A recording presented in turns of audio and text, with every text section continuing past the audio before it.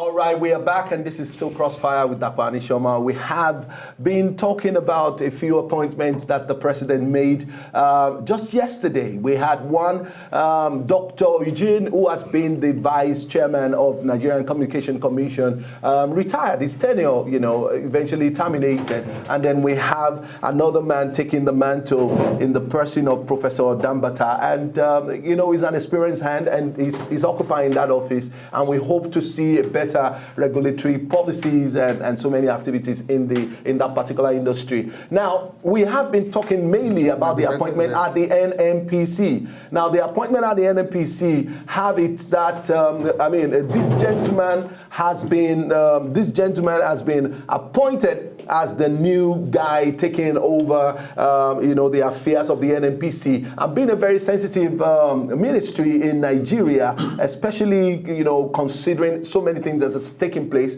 in that particular industry. Emmanuel KACHIKWU is taking over as the new group managing director of NNPC. And yesterday, the president, eventually handed over a 6-point reference of what he wants him to do. And so we'll be quickly looking at a couple of, some of these issues on the show. But we have a gentleman who is joining us on the show. Let's quickly welcome him, and because he definitely will be putting his thoughts, across. Let's. I almost said let's put our hands together for Mr. Bolaji Ogunseye, So Mr. Bolaji Ogunseye is joining us in the studio. He's a policy analyst, and we'll still be talking about, the appointment of eBay, KACHIKWU.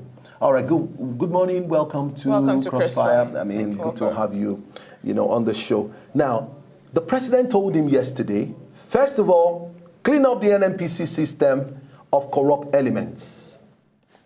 Clean up the NNPC system of corrupt elements. Recover, all stolen crude oil funds.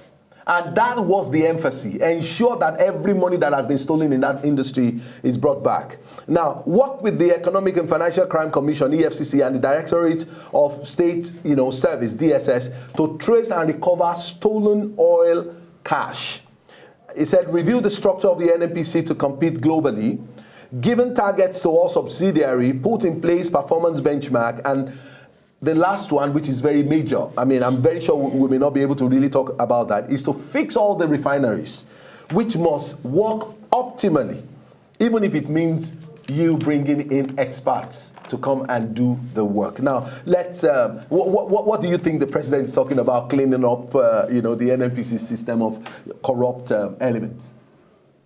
Well, the first thing that struck me in this is one, the quality, of course, of this TORs, of these terms of reference. Okay. But I would have loved to also see a time sort of frame. A time frame for action. For instance, if you say build, get all the refineries up and working, I would love, from the private sector, we're used to giving what's called timeline, to say between this time and that one. That's the first one. The other one is you also need, I would have thought, some kind of base dates for the monies that are going to be pursued. In other words, they say recover monies that have been stolen, cash that have been, you should say from this time, because look, you cannot recover monies that were stolen in the 70s. Monies were stolen through the NNPC in the 70s. So you should have given a time frame. I think you should have given a base date. Okay. To say beginning from this time. Not necessarily Jonathan's tenure. You could go back and say since 1999, for example. Okay. You could even realistically say from, 2007 or whatever. So I would love to see that in. This president is really determined. You can see he's getting high quality advice. Those kinds of theories are good. But they should time scale this. That is a way of putting pressure on the guy. Everybody has to be under some pressure now and deliver good quality work on What's your take, Victor? No, I agree completely. It's first of all, the most important thing is he has gotten someone who can get the job done. Now, the first term of reference is clean up the system of corrupt elements. what I find interesting is he has empowered him. He has said, work with the DSS, which means he's saying DSS is your private investigator, your private police. You can call on them at any time. It's like he has told the DSS, whenever this man needs you to go into this, because I know that within NNPC we have opposition, but anytime this man calls you, respond. That's what he has done, which means he has empowered him, to be able to perform. And the man knows whoever stands on his way, he can invoke the DSS, whatever. So that to me is very good, it's empowering, and it should, in addition to creating a time frame, it should make it very effective. It should make him more effective, But on the issue of time frame, in meeting up this first. But on the issue of time frame, I mean, if you look at the fifth, agenda he gave him was giving targets to all subsidiaries and put in place performance benchmarks. So I think that also covers it. Okay, which means he will now create... So exactly. The JMD should be the one to give that benchmark to say, okay, well, this group or this subsidiary, this is your own duty. You need or you have so and so time to perform. But I think I have an issue with the sixth point. No, we're taking them one by one, I think. But I prefer to jump the gun on this one. I prefer to jump the gun on this one. Please permit me for that. Okay. Which is fix all refineries which must work at optimal level. Now, the first issue is it didn't say build more. It said fix. So that means we're looking forward to having our 4 refineries fixed and working to optimal capacity. But the issue where I have a problem with is even if it means using expatriates in the interim, we know that we have a lot of intelligent engineers who have been within the oil and gas sector. Do you mean intelligent compromised exactly. engineers? So I don't know why we need. Intelligent compromised engineers from Nigeria. Did you listen to yourself? He said, even if in the interim, in the interim, wait, we can use. Let me give you an example. Let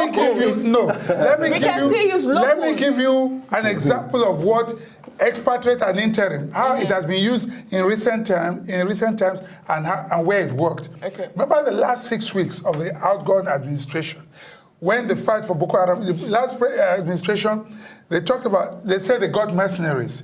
You understand what I'm saying? And it was so effective, those 6 weeks.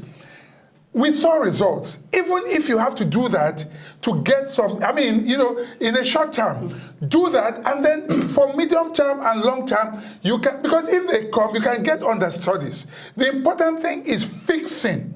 You don't want to begin to second guess. And in fact, if you have, even if, that means broadly you have to go with what you have. Yeah. But if you need to become necessary, you have the authority. So you I don't think it's anchored that particular term of reference on they must go and bring, but it says do it.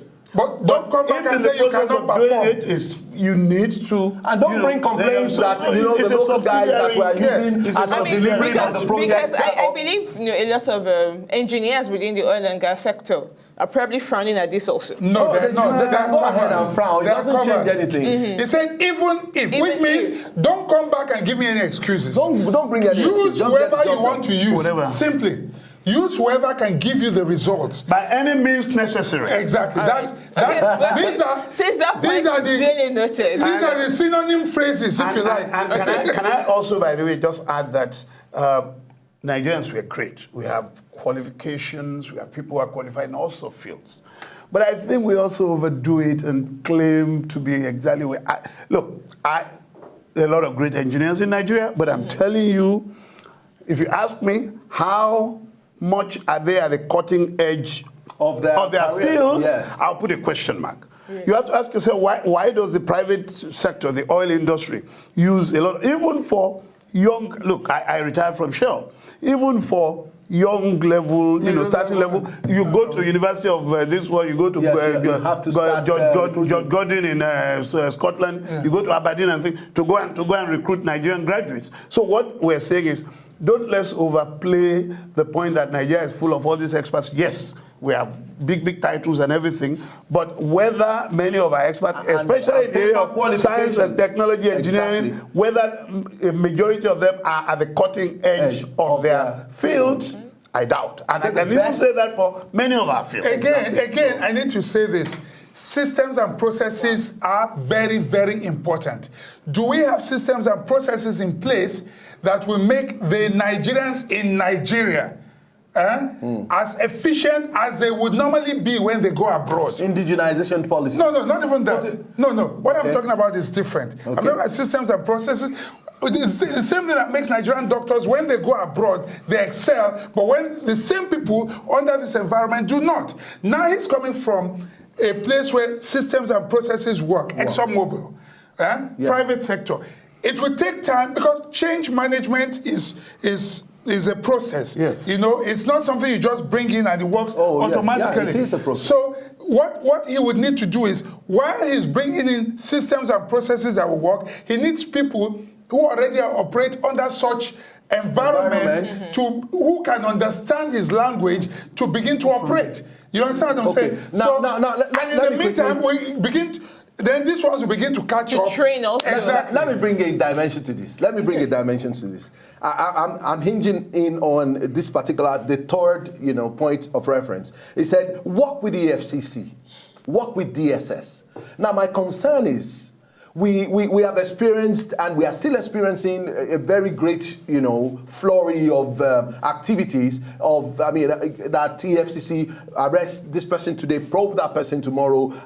You are looking into this particular case, and that, considering the size. There was a time, I think about 2 years ago, they said they don't have enough manpower to be able to prosecute all the cases that they have. At a point in time, they said they are underfunded.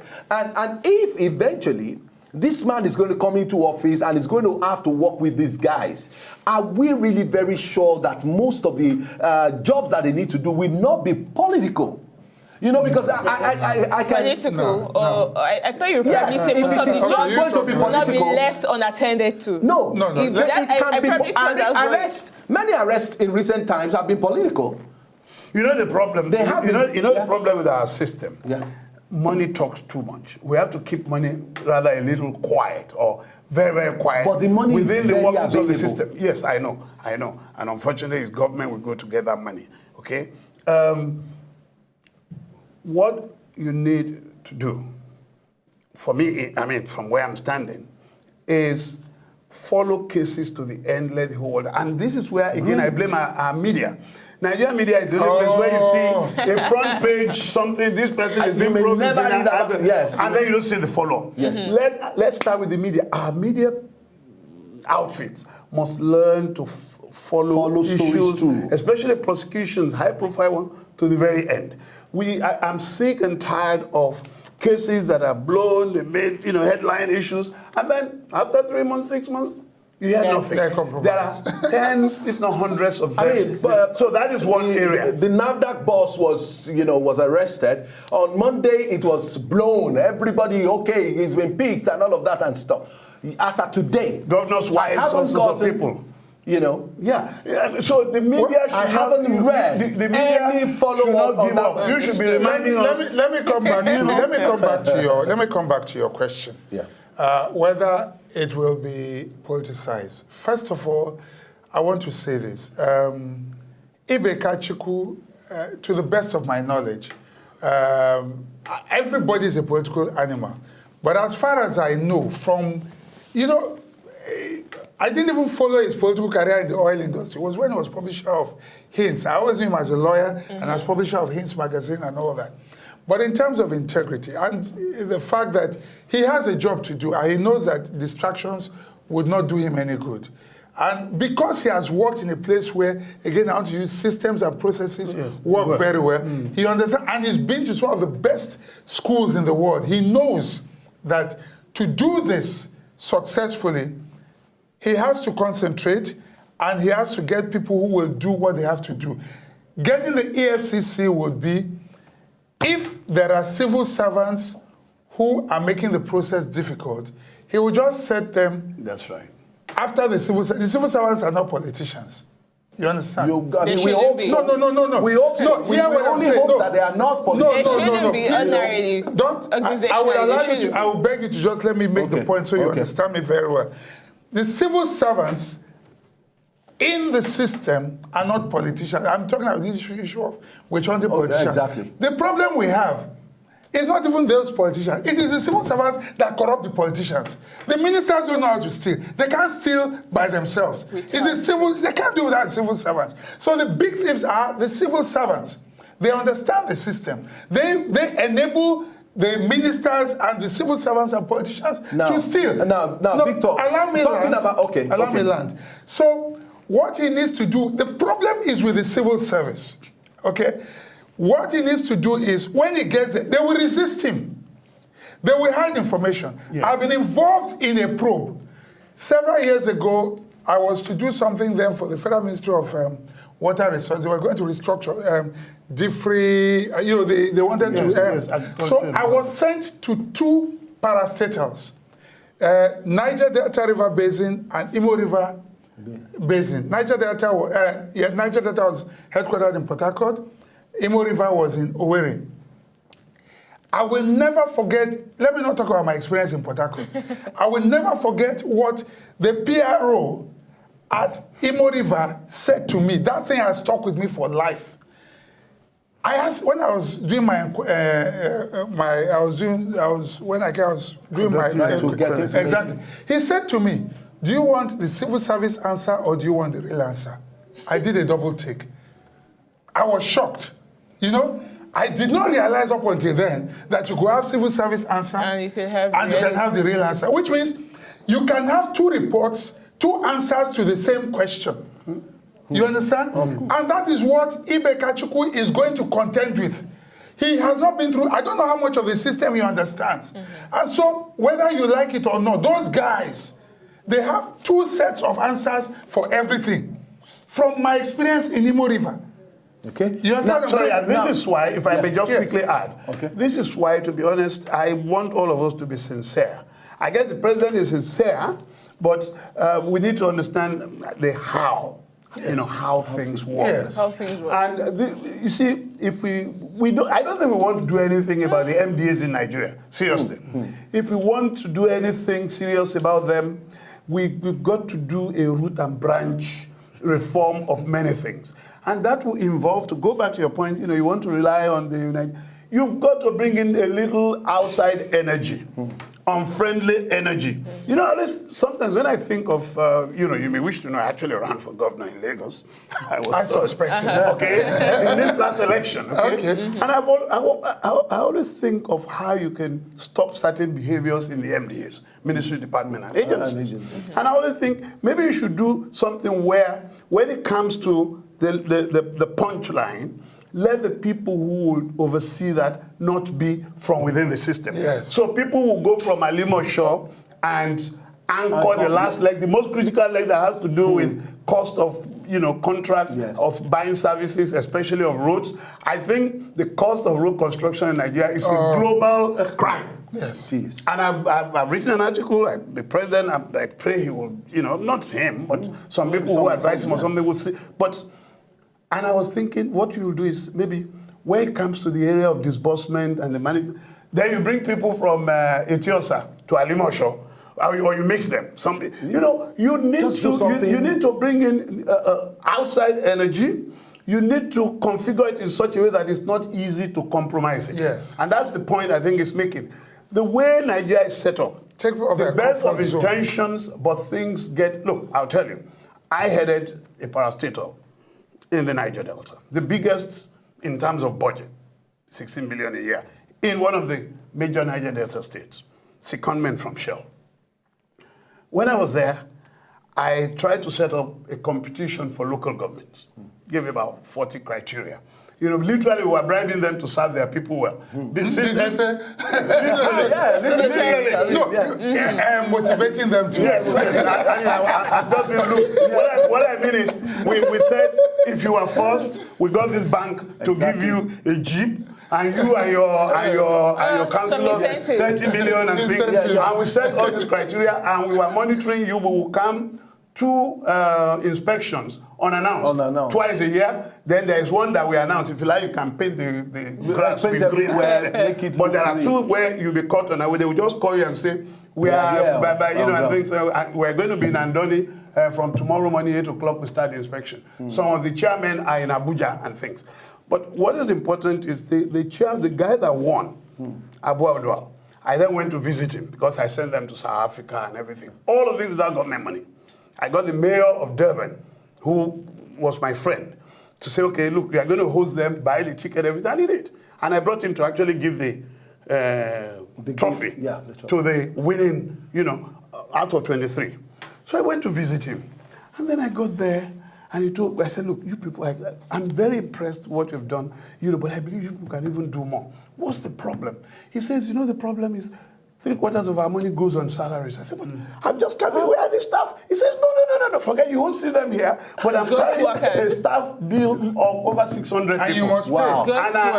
And I don't need, quite frankly, more than 30 to run this local government. I mean, the traditional rulers will put their own. The party chieftains, the local government will put their thing. And some of them are being paid at grade level 15, 16. Wow. So, but all of this, at the end of the day, if you narrow it down to the NNPC, what we have in the NNPC, that's why there's so much pressure and there's so much workload on the new JMD to read the NNPC system. The government is where we have to make. The government of Nigeria, unfortunately, is where people really get to make their fortune. Yeah. That is where they look. Many of the people in government tell them to show you the private business they have done and the money they've made. This is where everybody is dying to be there. That is where they steal money. Right. And Thank you so very much, Mr. Bolaji Ogunseye, a public analyst, and thank you, Victor Okhai. As usual, I mean, it's just it graced our platform. Time was not enough. At will.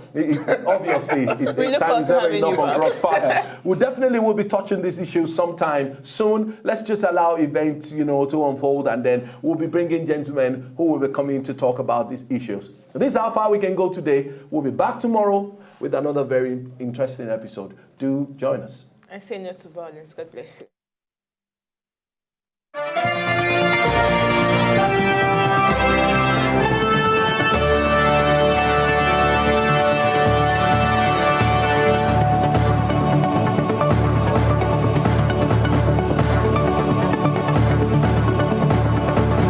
So, did you like what you just saw? I know you did. It's very simple. If you want to see more, just subscribe to our channel right now.